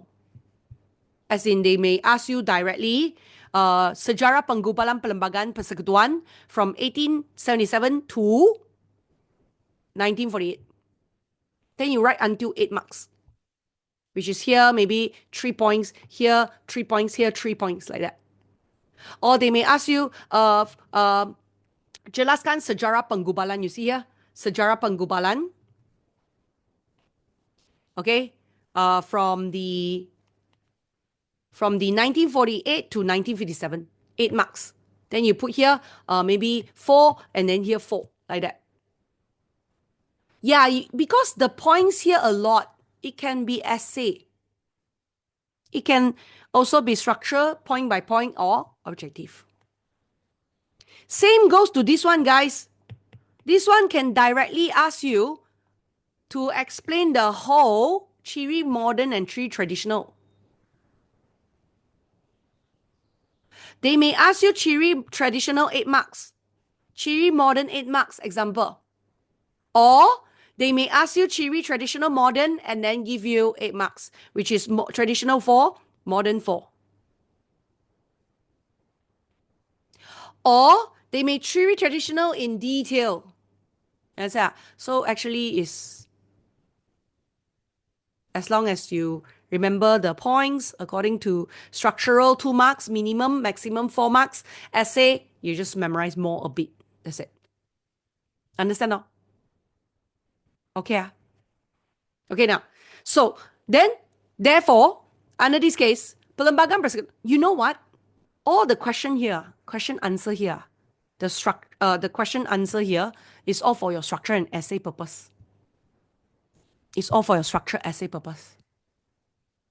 Okay? Now, so what is the meaning of constitution? It is the supreme law and a guideline for the government system. So the characteristic of the traditional, we have how many, guys? Traditional got how many characteristic, guys? You see, first we have pemerintahan beraja. Second, we have agama Islam. Third, we have bahasa Melayu. Fourth, we have kedudukan orang Melayu dan bumi putra. We have 4 fakta.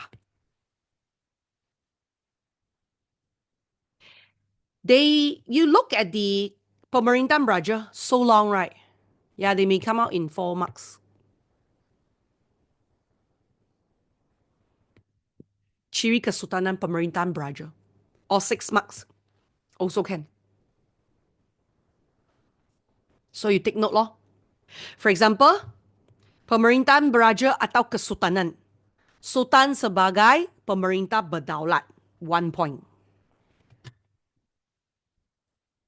Okay. Sultan sebagai pemerintah berdaulat. 1 point. Berkuasa penuh. 2 point. Setelah kemerdekaan, pemerintahan beraja diteruskan. Last year, SPM keluar this. Okay. So, but of course, if you say that, teacher, last year SPM keluar this, but for midterm, it's not within your SPM, the analysis. So your teacher may come out for this midterm exam one. They don't care about SPM in midterm much. So plus the what? The past year, the question haven't come out in your how to say in public yet. So if the government using, if the school using the government paper, then may not need to care about this. But if your teacher is coming out the paper, you still need to go through it. Yeah. So guys, you see selepas kemerdekaan pemerintahan beraja, I'm not sure, I also totally forgotten because too many syllabus in the brain already. So I need to look back. I need to wait for them to officially come out lah. Okay. Now, setelah kemerdekaan, pemerintahan beraja diteruskan dan disesuaikan dengan konsep. You see, this one is another point. And then other than that, Yang di-Pertuan Agong diperuntukkan as pemerintah tertinggi, berkuasa mengampunkan, menangguhkan hukuman, berkuasa membuat pelantikan. And under peringkat negeri, it will be Raja sebagai Ketua Negeri. And they have the kuasa eksekutif melalui Majlis Mesyuarat Negeri, have the kuasa mengampun and pelantikan. Last is Raja as the tonggak kehormatan dan keadilan, membolehkan baginda menggunakan anugerah, penghormatan dan bintang all those lah. So basically it's a sentence lah. You can split it out, but you have to write it together. You can split it out, but you have to write it together as one sentence, 2 marks. Understand? Yeah. Then the next one is Agama Islam. Guys, Agama Islam. Agama Islam in this case will be under British. To be honest, they like to ask ciri agama Islam sebelum selepas. So under sebelum, right? Sebelum is under British. Is sebelum merdeka, which is Raja from the start already no need to go through the British advisor. They have the rights in their sovereignty, their tradition, their religion. Okay, but selepas, it is still under their kuasa Raja negeri masing-masing. And Agong will be the one in charge of Islam in wilayah persekutuan and negeri tidak beraja. So if those negeri tidak beraja like Penang, Malacca, no king, right? Agong in charge. Yeah. So then other than that, bahasa Melayu. Guys, bahasa Melayu they will ask you apakah kegunaan bahasa Melayu. Overall, bahasa Melayu is bahasa ilmu, 1 mark. Lingua franca, 2 mark.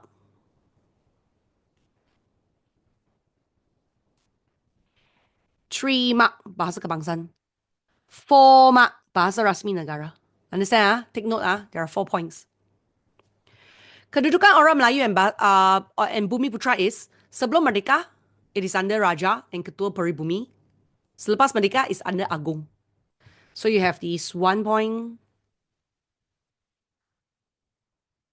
And then this one is Agong, 2 point. Yang di-Petang Agong, you have to write. Yang di-Petang Agong bertanggungjawab memelihara kedudukan istimewa orang Melayu dan Bumi Putra Sabah Sarawak dan kepentingan sah kaum lain lah.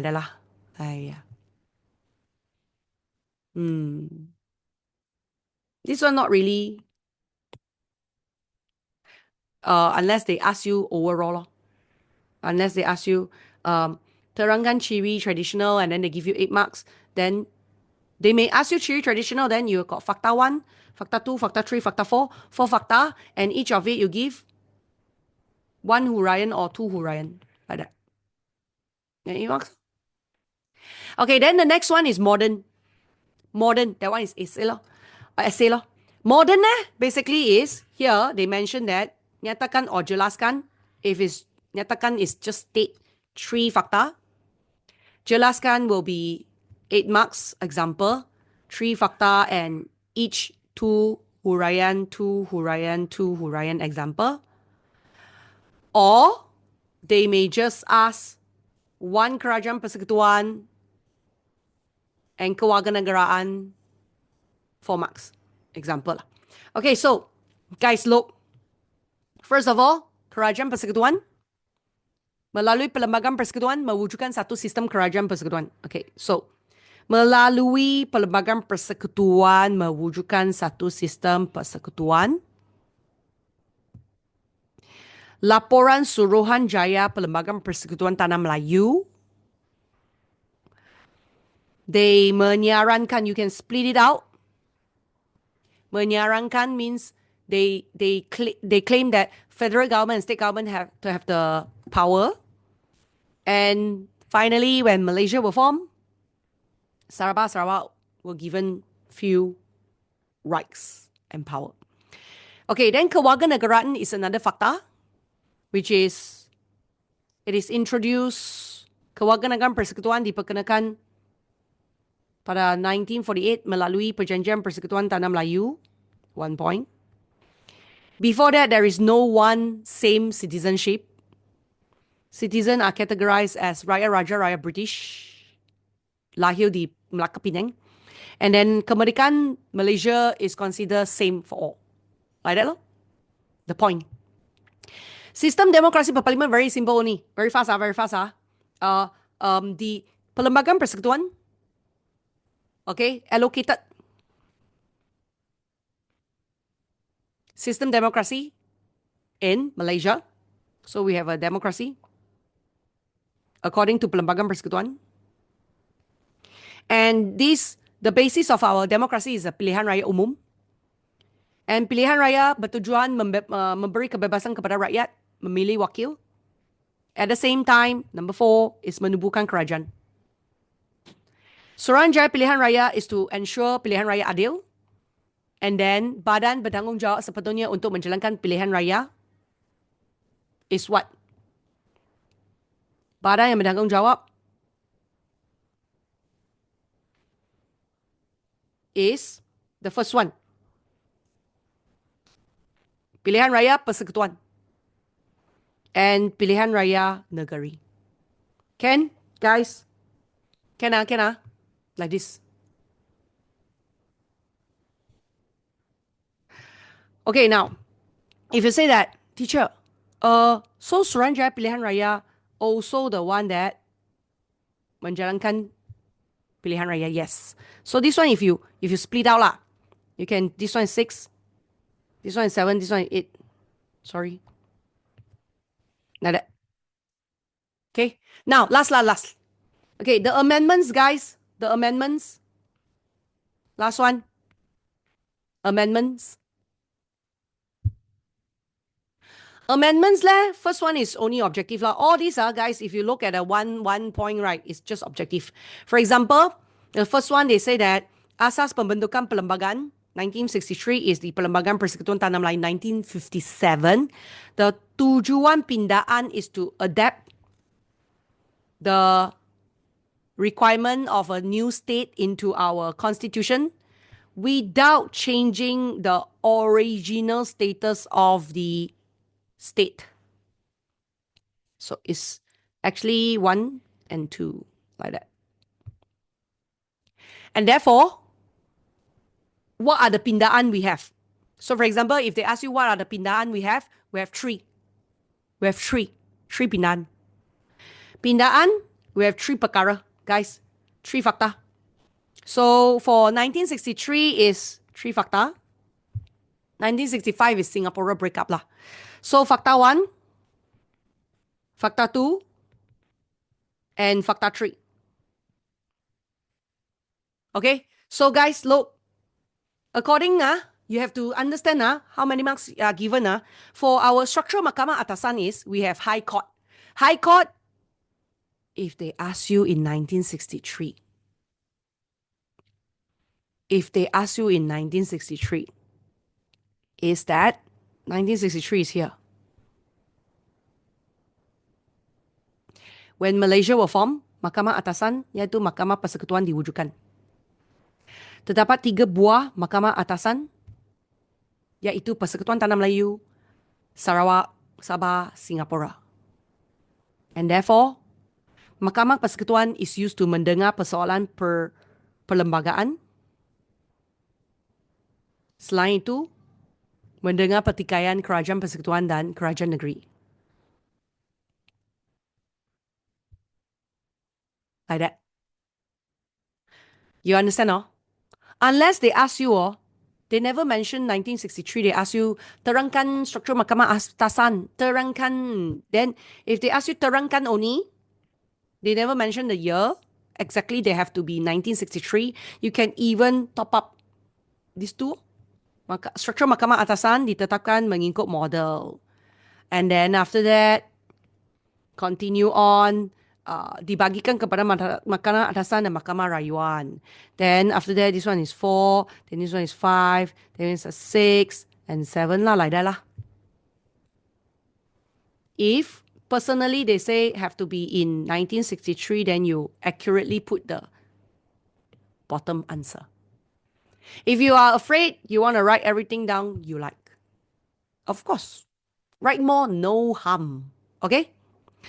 Now, then the next one is, guys, you can see that according to our Pembentukan Mahkamah Tinggi Borneo, this one from the start is already 1963. Perlembagaan Malaysia 1963, kedudukan Mahkamah Tinggi Malaya dikekalkan, Mahkamah Tinggi Borneo diwujudkan. And therefore, Mahkamah Tinggi Borneo is to menguruskan soal kehakiman di Sabah Sarawak. And then the jawatan Ketua Hakim Borneo diwujudkan, berpusat di Kuching, Sarawak. And diubah kepada Ketua Hakim Sarawak, Sabah. Faham? Last jawatan yang di-Pertuan Negeri is that when Malaysia will form, Sarawak Sabah diketuai yang di-Pertuan Negeri, dilantik yang di-Pertuan Agong. Okay? Dilantik yang di-Pertuan Agong. And therefore, mengikut nasihat Majlis Tertinggi bagi Sarawak. And then, Kabinet Negeri bagi Sabah. Okay? Then the next one, guys, pindaan perlembagaan, this one means when Singapore break up, right? So this one very simple only. You just need to write the whole thing. Nothing to explain. Which is nothing to... Okay, Tunku Abdul Rahman as the Prime Minister, bring the amendment. It is called Pindaan Singapura. But here already dinamakan Pindaan Singapura mah. So you can say it's called Pindaan 1965.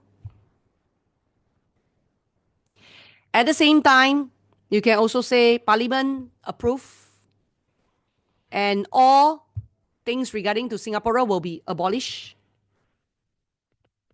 Finally, contoh. Guys, they may ask you, personally, guys, they may ask you, nyatakan perkara yang dimasukkan dalam perlembagaan Malaysia mengenali Singapura. Mengenali pindaan Singapura lah ya.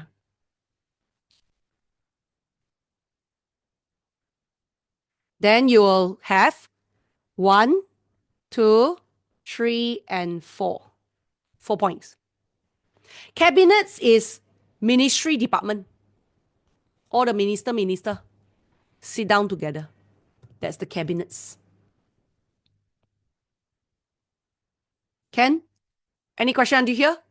So what you need to do is, you need to do your objective. As per, I already told you, objective is a very detailed information. You highlight the key point, what do they want, and then you answer accordingly, referring to your full notes, referring to your, these notes also can. Okay, but don't need to read through the detail of textbook, only you do the objective is very time consuming. Then the next one is structure and essay. You can directly rely on the question answer. Because your question answer here is already all the structural and essay important points. All right, it's more than enough already. Okay, so good luck for exam. I'm going to see you guys next week. All right, so remember to do all your questions and the answer will be in your website. Remember to get it. Okay, see you guys next week. Bye. Go and have a break and then later you have class some more. Ha ha ha. Goodbye.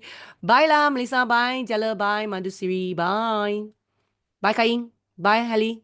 Bye, Kalok. Boy. Sunling. Hey.